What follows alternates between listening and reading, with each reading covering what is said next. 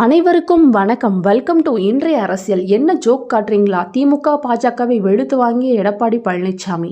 அரசியல் களத்தில் தினசரி புதிய ட்ரெண்ட்கள் உருவாகி கொண்டேதான் இருக்கும். திமுக மற்றும் கூட்டணி கட்சிகள் அதிமுகவை பாஜகவின் பி டீம் என்று விமர்சனம் செய்வது வழக்கம்.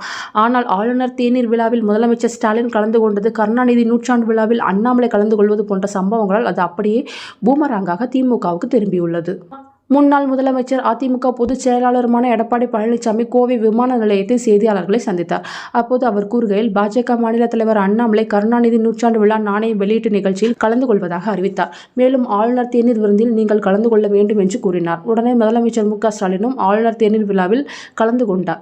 ஆளுநர் தேநீர் விருந்தில் அரசாங்கம் கலந்து கொள்ளும், திமுக கலந்து கொள்ளாது என்று வேடிக்கையான விளக்கத்தையும் கொடுத்தனர். ஸ்டாலின் தான் திமுக தலைவர், துரைமுருகன் தான் பொதுச் செயலாளர். இருவரும் கலந்து கொண்டு விட்டு இரட்டை விடம் போடுகின்றனர். டெல்லியில் தேநீர் விருந்து விழாவில் பாஜக தேசிய தலைவர் நட்டாவுடன் திமுக நாடாளுமன்ற உறுப்பினர்கள் கலந்து கொண்டனர். ஏன் ராகுல் காந்தி கண்ணுக்கு தெரியவில்லையா? சென்னையில் கருணாநிதி சிலையை முன்னாள் ஜனாதிபதி வெங்கையா நாயுடு திறந்தார்.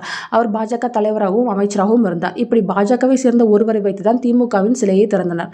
அதிமுக ஆட்சியில் எம்ஜிஆர் நூற்றாண்டு விழாவை கொண்டாடும் விதமாக நாங்களும் நாணயம் வெளியிட்டோம். அப்போது பாஜகவுடன் கூட்டணியில் இருந்தும் அவர்கள் அழைக்கவில்லை, நாங்களே தான் வெளியிட்டோம். கருணாநிதி நூற்றாண்டு விழா கொண்டாடுவதும் நாணயம் வெளியிடுவதும் அவர்களின் விருப்பம். அதை யார் வெளியிடுவது என்பதுதான் கேள்வி.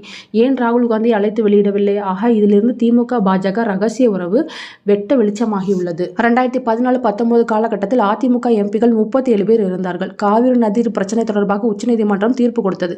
அப்போது மத்திய அரசு அந்த தீர்ப்பை அமல்படுத்த காலதாமதம் ஏற்படுத்தியது. நீதிமன்ற தீர்ப்பை அமல்படுத்த வேண்டும் என்று நாங்கள் நாடாளுமன்ற உறுப்பினர்கள் 37 பேரும் 22 நாட்கள் நாடாளுமன்றத்தை முடக்கினோம்.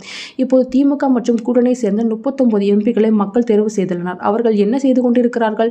கேரளாவை சேர்ந்த நாடாளுமன்ற உறுப்பினர்கள் அந்த மாநிலத்துக்கு சாதகமாக குரல் எழுப்புகிறார்கள். ஏன் தமிழ்நாடு எம்பிக்கள் குரல் கொடுப்பதில்லை? திமுகவுக்கு, கருணாநிதி குடும்பத்துக்கும் தமிழ்நாட்டை பற்றி எப்போதும் கவலை இல்லை. அதிமுக ஆட்சியிலே முல்லை பெரியார் அணை எந்த அளவு வலுவாக உள்ளது என்பதை உறுதி செய்துவிட்டோம். இதற்காக உச்சநீதிமன்றம் மத்திய அரசு அதிகாரிகள், தமிழ்நாடு கேரளா பொதுப்பணித்துறை அதிகாரிகள் அடங்கிய ஒரு அமைப்பை உருவாக்கியது. அந்த அமைப்பினர் அணையை தொடர்ந்து ஆய்வு செய்து கொண்டிருக்கிறார்கள். அணைக்கு பாதிப்பு ஏற்படுத்த வேண்டும் என திட்டமிட்ட அந்த மாநில அரசும் எம்பிக்களும் எதையாவது கூறிக்கொண்டிருக்கிறார்கள். அது உண்மை இல்லை. அதிமுக ஆட்சியில் இருக்கும் போதே உச்சநீதிமன்றம் அணையின் நீர்மட்டத்தை 142 அடியிலிருந்து 150 அடிக்கு உயர்த்தி விடலாம் என்று தீர்ப்பளித்தது. அணையை பலப்படுத்துவதற்கான முயற்சியில் ஈடுபட்ட போது கேரள அரசு அதற்கு தடையாக. தமிழ்நாடு, கேரளா 2 மாநிலங்களுக்கு இடையே சுமூகமாக இருக்கும்போது கேரள அரசின் அமைச்சர்கள், எம்பிக்கள் சிலரின் கருத்து வருத்தம் அளிக்கிறது. இது 5 மாவட்ட மக்களின் ஜீவாதார பிரச்சனை. தென் மாவட்ட மக்களின் விவசாயம், குடிநீருக்கு ஆதாரமாக இருப்பது முல்லை பெரியார் அணை நீர். திமுக கூட்டணியில் உள்ள கட்சிகளுக்கு தனித்தன்மை இல்லை. அவர்கள் திமுக கட்சியில் இணைந்து விட்டனர்.